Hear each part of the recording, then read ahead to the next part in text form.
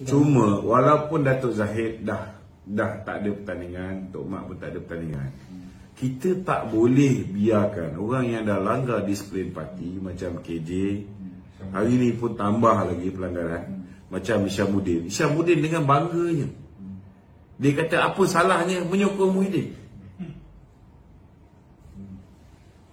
Dia kata saya tak nampak bahawa menyokong Muhyiddin itu satu pengkhianatan.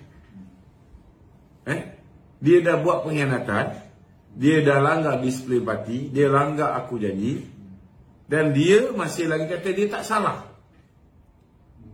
Jadi walaupun mereka ni dah tak boleh bertanding jawatan presiden, kita harap parti kena tegas. Orang yang dah langgar disiplin parti mesti dia ambil tindakan.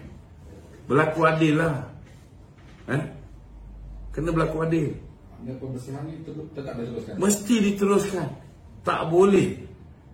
Walaupun jawatan presiden dan timbalan dah selamat, selagi macai-macai ni, macam-macam PM ni tidak diambil tindakan disiplin, mereka akan cari jalan untuk mengganggu gugat kestabilan parti.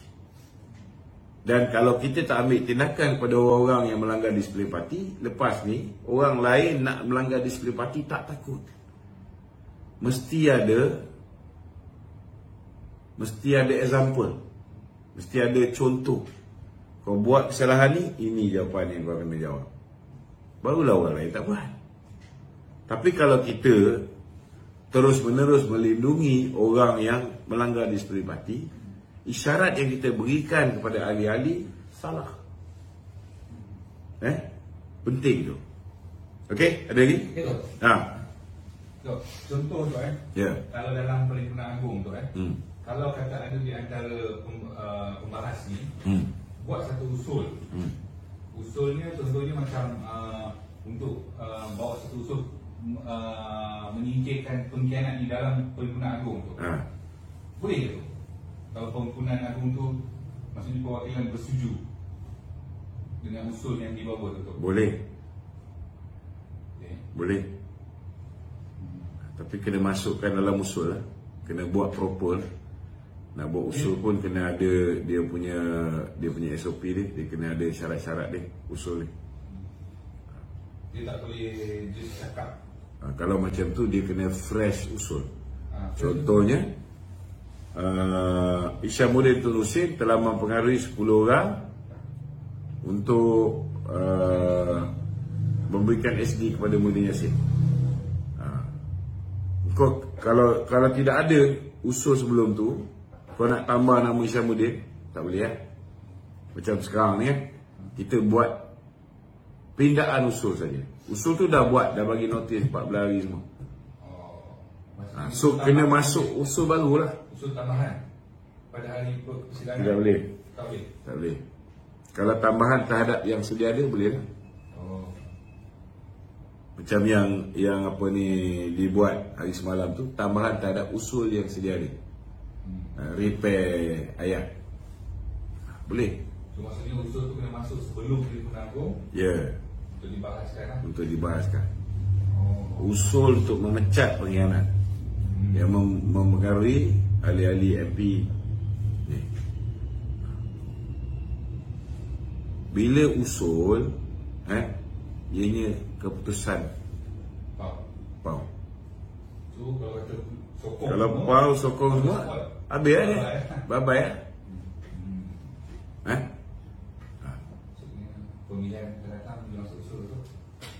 Kita harap nyawa dia orang ni tak sampai pemilihan akan datang. Okey. Okey tu. Yang usul tu tadi tu kalau kan ini aku pun tak faham. Dia orang ni asyik tanya UMNO kata no Anwar no DAP. Buat sekian kalinya, saya berulang banyak kali. No Anwar no DAP, no PPBM ialah apa yang kita lafazkan untuk pilihan raya umum ke-15. Tidak ada kerjasama dengan Anwar, dengan DAP, dengan PPBM. Itu yang Dato' Sri Zahid lafazkan. Dan dia dah tunaikan. Dia dah tunaikan.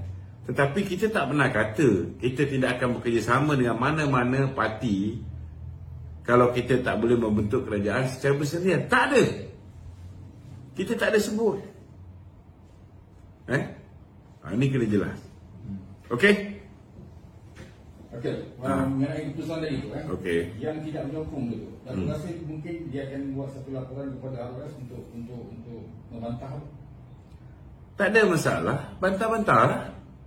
Apa yang nak dibantah? Apa yang dia boleh bantah?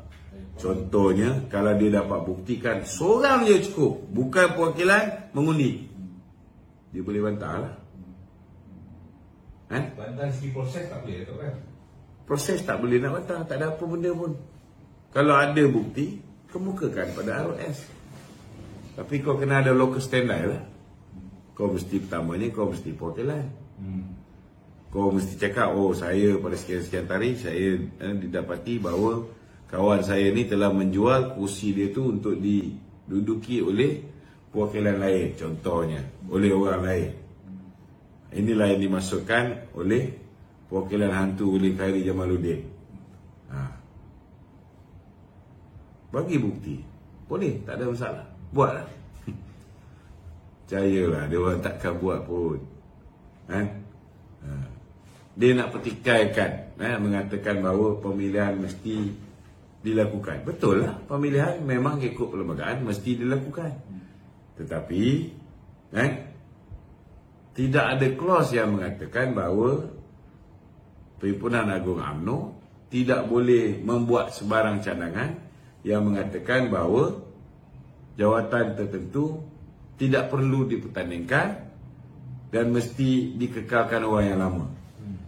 Hari ini apa yang berlaku ialah orang mengusulkan supaya Zahid kekal sebagai presiden. Orang mengusulkan supaya Tok Mat Hassan kekal sebagai timbalan presiden. Kalau misalnya perwakilan hari ini tak setuju Datuk Zahid kekal sebagai presiden, mereka akan tolak usul ni dan Datuk Zahid perlu bertanding. Sama juga kalau Tok Mat, orang tak setuju dia kekal sebagai timbalan presiden, orang akan tolak usul ni, dia perlu bertanding. Jadi hari ni saya nak tanya dengan puak-puak pengkhianat ni, demokrasi itu berlaku ataupun tidak? Pemilihan tu dah berlaku, cuma ianya tidak berlaku pada bulan Mei atau bulan 3 ni. Ianya berlaku awal, ianya berlaku hari ini. Hari ini perwakilan membuat keputusan untuk Datuk Zahid dan Datuk Mat Hassan dikekalkan sebagai presiden dan timbalan. Hari ini perwakilan buat keputusan. Untuk pemilihan datang tu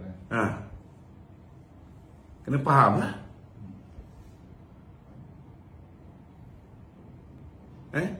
Ada yang cakap pemilihan parti ni dibuat di peringkat perwakilan bahagian.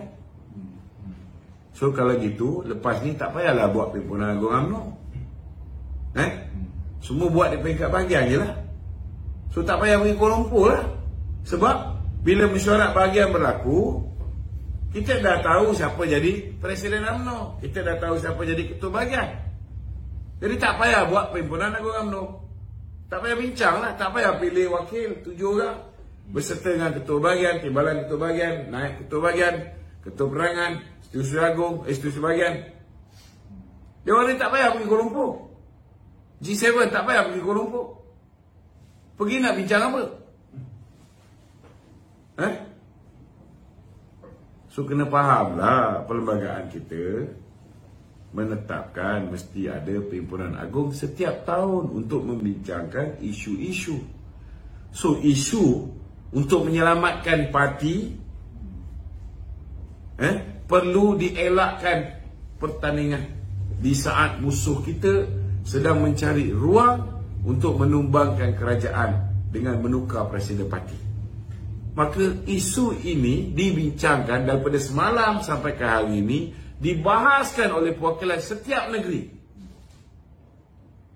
Adakah setiap negeri ni perwakilan dia menyokong usul ni? Tidak.